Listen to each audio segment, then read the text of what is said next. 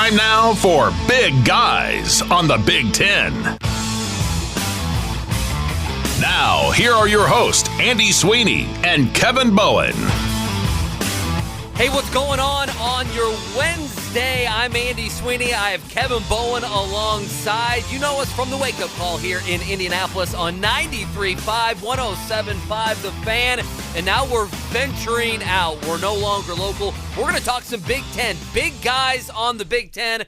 You'll get this at least weekly, unless something, of course, crazy happens, each and every Wednesday, wherever you get your podcasts, wherever you download those podcasts. KB, a very good morning to you, sir. Happy to jump in and do a podcast with you. How about that? How I'm jacked about up, this? Man. Big Ten, 18 teams. I must say, when I saw the media poll and I had to keep scrolling to find the local teams, IU and Purdue, I'm like, damn, this conference is huge.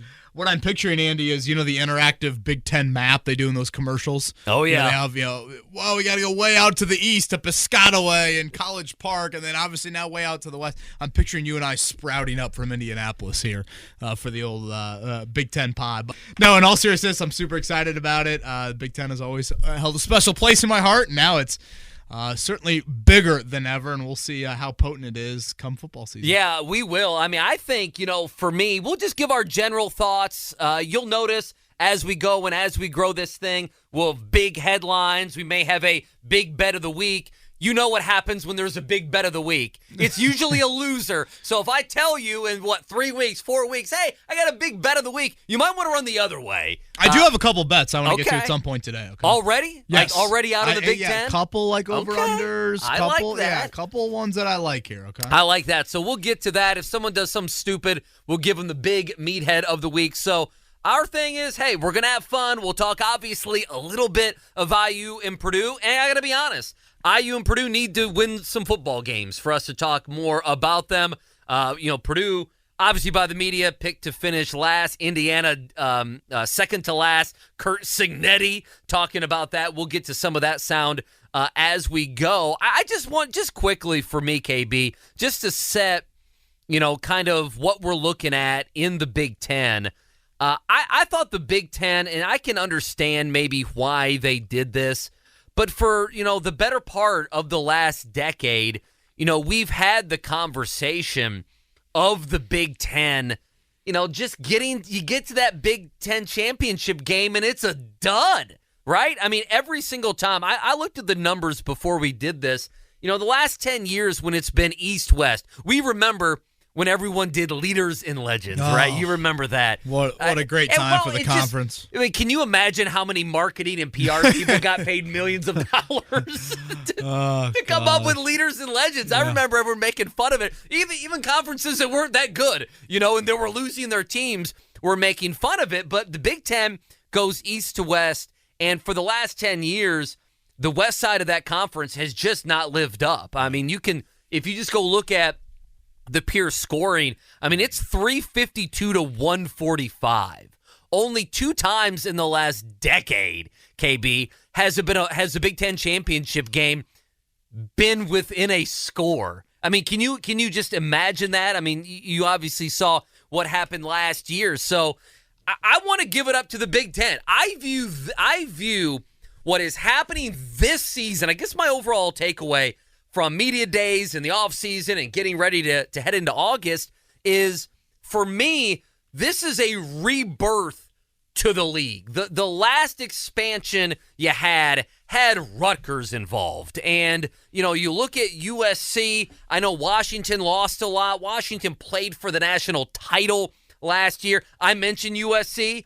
I think a battered program, I think, could be more of the 6 to 10 range, 6 to 8 range in the Big Ten. So Lincoln Riley and the Trojans have a lot to do. I think the world of Dan Lanning at Oregon. I know the offensive coordinator there, Will Stein. We need to get him on the show, by the way. I respect Oregon.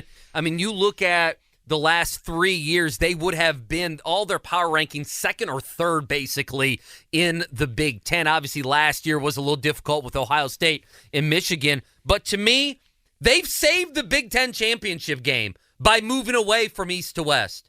I mean, they have saved it. I mean, the Big Ten championship game, you guys know, we know in Indianapolis, KB, it's been a dog game. I mean, it has not been a good game. It's been a foregone conclusion. Whether it's been in Iowa or Purdue, and I understand Purdue getting there, is such a big deal for them. But, the Big Ten, this is a rebirth. You get new teams, your geography changes, and now I'm hoping you get a Big Ten championship game that is probably going to be as competitive as anything we've seen in the last 7 or 8 years. Yeah, I'd say kind of going off that, my only worry is the expansion of the playoff. Does it just lessen the championship games a little bit? And, obviously we'll have to see. I'm sure annually that could differ. And, the Big Ten certainly hopes they're getting at least 2 teams into the playoff on a consistent basis. Yeah, I mean, if you're on the old Visit Indy board, you're hoping for Iowa to make it every year because they just drink you out of beer on an annual basis. You didn't care too much about the football product on that end. But yes, I totally hear you out. I would take it a step further. East versus West. Gone. Okay, what does that mean for Rutgers? What does that mean for Maryland? What does that mean for Indiana? 3 teams that weren't Ohio State and Michigan, but they were in the East, and they always had the tougher schedule versus their, equals, if you will, in the West. What does that mean for them? Iowa, Wisconsin, the 2 biggest beneficiaries from being in the West. Do they now get exposed a bit now with the whole conference pushed together? Is Penn State out of the little brother shadow they've been in with Ohio State and Michigan, quite often on that end? I think those are all things that I'm curious about in the elimination of divisions. And then I'll just add one more thing on the Big Ten as a whole here as we get jump-started into the preseason action. If you look at that preseason poll that came out, Andy, right before Big Ten Media Days, and you look kind of in that, you mentioned the 6 to 10 range. You look at the NFL names of Lincoln Riley, Luke Fickell, Matt Rule, Greg Schiano. Oh, yeah. I know. Varying degrees, the NFL has sought after these guys or have mentioned their names. Well, remember Lincoln Riley 2-3 years ago was going to be the Jerry Cowboys Jones coach. Blank check. Oh, yeah. Know? So remember now that? it's, okay, where are those coaches at and where are those programs at? Obviously, Rule, was there and now he's back. Schiano, again, has seemingly jump-started Rutgers. They're out of the East Division. How much does that benefit them? And then where are we at with Fickell? Are NFL teams still watching him? I know, here locally, Chris Ballard of the Colts thinks extremely highly of Luke Fickell. So, again, I think the elimination of the divisions can benefit and can expose some programs. But then the other thing I'm watching for this year is, you look at those programs, USC Riley, Wisconsin Fickell, Nebraska Rule, and then Rutgers Schiano. Where are they at with obviously guys that have been very, very, very highly thought of in varying degrees at the professional level? Yeah, I think Wisconsin is low-key, and we'll do this as we go. I think Wisconsin is low-key interesting because I think Fickell was seen as a home run hire, was he not? I think it was a stunning, kind of headline grabber to me of wait a minute, that seems very I don't know if the upside is that tremendous there. You could still be at Cincinnati and obviously paying, I assume contractually it's different, but to me, he was a step away from Michigan, Ohio State, any prominent SEC job. I think he was a step away from an NFL job. Yeah, why did he go to Wisconsin? At Cincinnati, so why? Why there at Wisconsin? Here's the guys' big takeaway. All right, again, you're listening to the Big Guys on the Big Ten podcast. Andy Sweeney, Kevin Bowen hanging out with you. We'll do this every week. Again, Wednesday, we'll be dropping a podcast. I can't wait for games. I mean, I am so ready for late August to hit with college football. Let me give you 3 big headlines as we do this first podcast.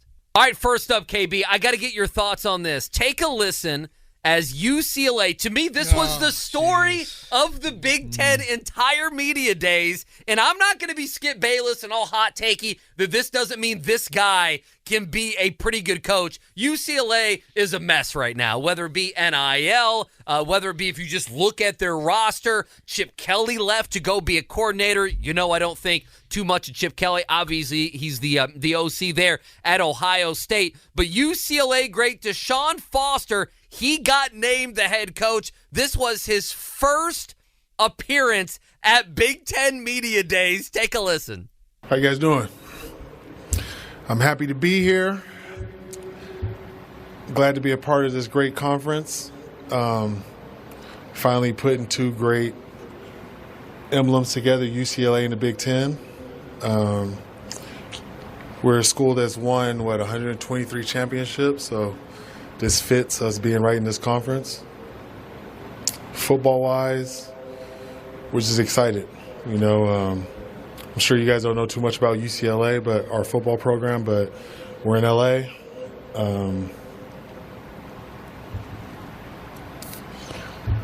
It's us and USC.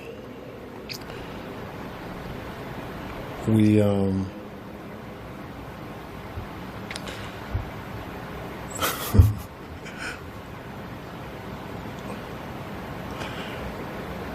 I'm just basically excited, really. That's it. Any questions? All right, so now after you heard that, let's be honest. Oh, gosh. It had to terrify you a little bit, did it not? I felt like I was giving a best man speech, just standing in the room naked, all these eyes on me. Not good at all. I tend to agree with you. I don't think this means anything for the Sean Foster career.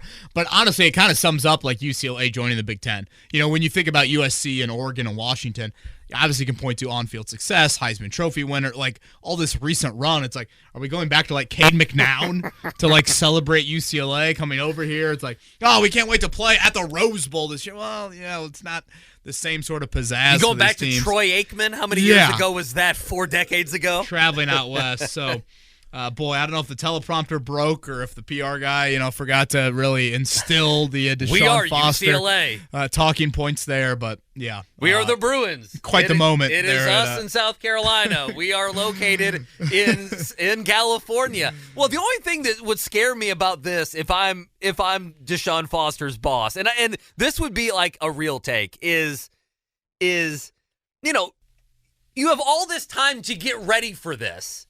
Right? Yeah, and you don't need a long statement. And that's what you go with. Yeah, you just need a couple minutes. Hey, Coach Foster. 3 bullet points. We'll do our talking on the field. We've changed the roster around. Yeah. We've been through a lot. We're happy to be in the Big Ten. Here's my personality a little bit. Kind of command the room there in Lucas Oil, last week just a little bit, and he did none of it. So I don't want to give him our first big meathead of the week, but KB, I'm close. You understand that, right? Yeah. Like, I'm right on the edge. I hear you out. I'm a little bit more benefit of the doubt. Standing in a room like that can be a bit awkward, but yeah, it certainly is different than many of the coaches who seemingly thrive in those environments. All right, big headline number 2. All right, so Lincoln Riley comes out, and he's at Big Ten Media Days, and we just alluded to Lincoln Riley and USC. So he comes out, and I'm paraphrasing here, and he talks about how USC is trailing in NIL, how USC is trailing when it comes to facilities, and obviously several big-time programs in the Big Ten have just great, beautiful facilities. Obviously besides Ohio State and Michigan and Wisconsin, several.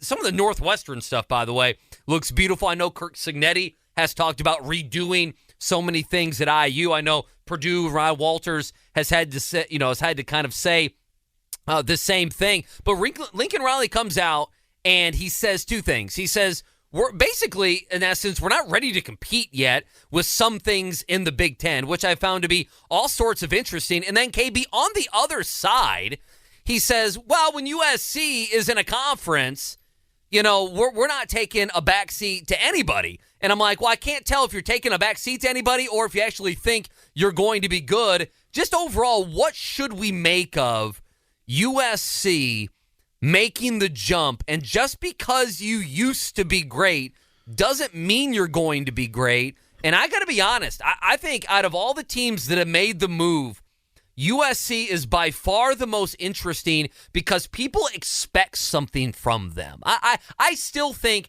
Washington, Kalen DeBoer goes to Alabama, then maybe you're not expecting something from them, at least early on in the Big Ten. And God knows you're not expecting too much from UCLA right now. Oregon, you are. And I think USC, you are as well. What do you make of everything that's been around Lincoln Riley the past couple years? And what do you make of their spot in the Big Ten? It's a spot that, I got to be honest, I can't figure out. Yeah, I touched on it earlier about these coaches that have, again, the NFL sought-afterness or was in even in the league, where are they at right now? And I just don't think USC has had this revival that maybe a lot of people think they have.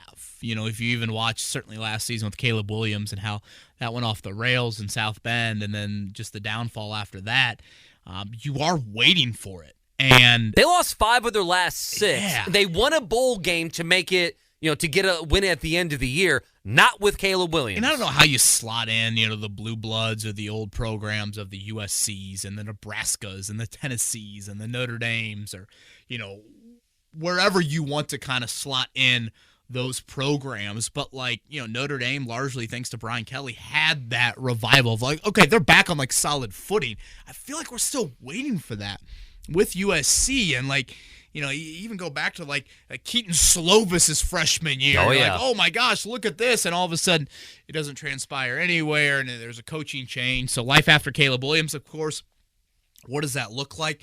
Again, you would think that just based off of, seemingly a decent NIL package and the fact that you remain the only program really in Southern California of note and outside of Oregon, we'll see about Washington staying power, but the only program now out west with the Pac-12 obviously fizzling out, you should have that. But I have a major question mark as well. I think you and I are on the same page there, and just what is USC, and are they this bully that I feel like they were on a pretty annual basis under Pete Carroll? I think the reality is that they're not. Right. I guess, can you get back? Is Lincoln Riley still the boy wonder? Exactly. Can you in the Big Ten? I think for USC, it's going to be a couple things. I think, Miller Moss probably will be their starting quarterback. He lit Jeff. Listen, for all you guys who are Purdue fans listening to this that are okay with Jeb Brom losing some games at Louisville, he got his bleep kicked in that game. I mean, I think it was 42-28, and I got to be honest, it's one of those games where it's it was 14. That's not that bad. Oh, yeah, it was that bad. So you bring in Moss. You also have, if you remember, the kid from Boise State, who's a former 5-star, Malachi Nelson. He left the program. They've had some attrition there. So I think they know who their quarterback is. But with USC, you got to be better at defense. Well, defense is such a joke. And they're going to have to be better at defense, especially in the Big Ten, and especially when it gets cold out in the Big Ten. I mean, you look at Alex Grinch, who by all metrics was terrible there as a DC. I mean, they were 52nd and 68th in defensive metrics, and I'm going by Pick Six previews there. Todd Orlando the year before, they were 62. So you look at the last 3 years, their defense is 52, 68, 62. Meanwhile, the offenses have been 2, 7, and 35. I mean, it tells you that they have been the team that's been able to score but has not been able to do much else. So Lincoln Riley saying those things. We're not taking a back seat. Well, you are taking a back seat. The question is how long you're taking a back seat. Yeah, and again, this year they benefit from that schedule and not having those cold weather. I think it's Michigan in the Big House very early in the year, if I'm not mistaken. I remember taking a look at their schedule. They don't have the even at Rutgers in early November. They don't have that Big Ten trip seemingly in the cold weather. I think they're at Washington late in the year, but still, once they get into that, can you win left-handed? Can you win with one hand tied behind your back? Can you win with defense? Right. That's a laughing statement to even make at USC based off recent years. All right, final one for our big headlines here. Big guys talking the Big Ten here. Let's do this. Buck Nuts. There was a reporter from the Ohio State rival site, I believe, who got one of the first questions to the Big Ten commissioner, Tony Batiti, and said, you know what we got to do, KB? We got to remind everyone that Michigan cheated, and he did that. Take a listen. Yes, Commissioner Steve Hellwagon, 24/7 Sports, and Buck Nuts from Columbus.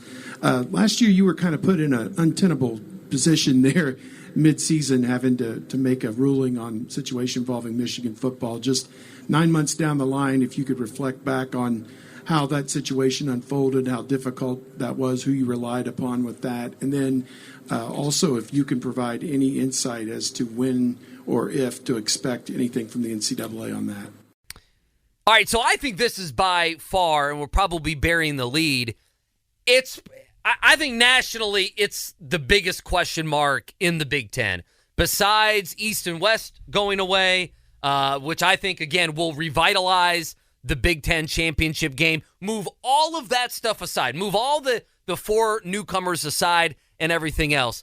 To me, the Ohio State-Michigan stuff will continue to be number one. It's why we love college athletics. It is. And Ryan Day, is he back? I've seen a lot of, is Ryan Day back this season? And the answer to it is yes. Of course Ryan Day is back. Jim Harbaugh isn't there. I mean, Ryan Day can beat, you would agree with that, right? He can beat anyone in the Big Ten. So Dad is gone is what you're saying? You're not worried about Ryan Day beating anyone in the Big Ten. He might have a game or two where it's like, yo, man, why did you only beat Maryland by 10, right? Or why were you in a close game with Indiana or whatever it may be, and that's fine. But we all know the deal here. Ryan Day, 1-3, could not beat Jim Harbaugh. He just could not do it. And Sharon Moore walks in, who I actually followed 1 year when he worked under Charlie Strong at Louisville. So I've kind of watched his ascension a little bit from afar. I thought he did a great job last year. Listen, I mean, Jim Harbaugh, he very well could have been the story in ruining Michigan's season. Was, him being suspended for those games. So I thought Moore, for the most part, proved himself to be a Power 5 head coach. I didn't know if it would be at Michigan. And Michigan's trying to do the same thing. They're going to have a similar offense, you would imagine, this year. I have read some stuff from their, preseason workouts that they're still trying to make some of the Jim Harbaugh mantra stuff, They're still trying to keep some of that attitude that they had with him. But, I love that, it's like the second question to the Big Ten commissioner is, hey, Ohio State homer guy here. Yeah. What are you? Hey, remember you were put in that terrible, terrible position because big mean Michigan and Jim Harbaugh, they did this along, their way to the national title game. But listen, I think Ohio State's still the class of the league. We've talked about this on our show. Both Urban Meyer and Jim Tressel have come out and said, 2 former coaches, that, hey, this is as much talent in maybe 10, 12, 13 years at Ohio State. And that's saying something given how good they are each and every year. I was going to say, it's a lot of hype right now in the vocalness of, like, look at how much we're paying for our roster and then all of this. And, I still go back to quarterback. I mean, that was, the issue for them last season is Will Howard just going to walk in there and, get back to the level of, or even sniff maybe what C.J. Stroud was. I mean, that's a high, high bar, and we all remember what Stroud did in that semifinal game against Georgia. So that rivalry and just where it's a crossroads a bit, I think, for Ryan Day. Like, are you legit? And you want to talk about the NFL, and people still kind of view him in that light. And then obviously Sharon Moore trying to find the Marcus Freeman ground of, like, is it your own program? How much do you want to carry? I get it's a little different in Harbaugh going to the NFL versus Brian Kelly going to LSU, but still, I think those are some things to watch with Michigan. Can you think from a Colt standpoint? And this happened a lot in the Manning era. The Colts were dominating. I'm using the Colts because we're here in Indianapolis. Yeah. Mm-hmm. That Peyton Manning and the Colts would just have, mind control over a team. Now, you could flip that around, and obviously Tom Brady in New England, and New England was so great, them beating Indianapolis so much of the time. But I think Ryan Day is a good coach. Is he a top 5 coach in the country? That's fine. We can have that debate at some point. I think Ryan Day's a good coach, okay? But Harbaugh was in his head in that relationship between those two. I'll give you a personal example. For me, it was when I covered Rick Pitino and John Calipari. I mean, Calipari, a lot of times he had the better team, but he didn't need to have the better team. Right. He'd win that game. He'd win that game in the Final Four with Anthony Davis. He'd win that game as an 8 seed in the NCAA tournament when Louisville had, I think it was 2014, a bunch of their championship team returned. Like, Cal owned that relationship. And I'm wondering if there's one that you can think of, because that's what we saw. We saw Harbaugh own Ryan Day, and now that Ryan Day's gone, now that Harbaugh's gone, I think Oregon's really good. I think Dan Lanning's really good. But I expect Ryan Day, if he's losing to Oregon this year, that's a big problem. Yeah, I think the Colts-Patriots analogy, the Manning-Brady one, is very good. And I think that resonates nationally, frankly, just with how you were at. I don't know if modern day, do you go like Bills-Chiefs? Do you go Josh Allen and Mahomes? I mean, a little bit there. Again, it's probably more of a coaching thing, to your point, than anything. Again, here locally, we just capped a run where, Purdue was dominating IU in that head-to-head matchup, and then Mike Woodson was able to, kind of turn that around a little bit. I would say kind of that's where a lot of it falls, and trying to make it a little bit more of a national now.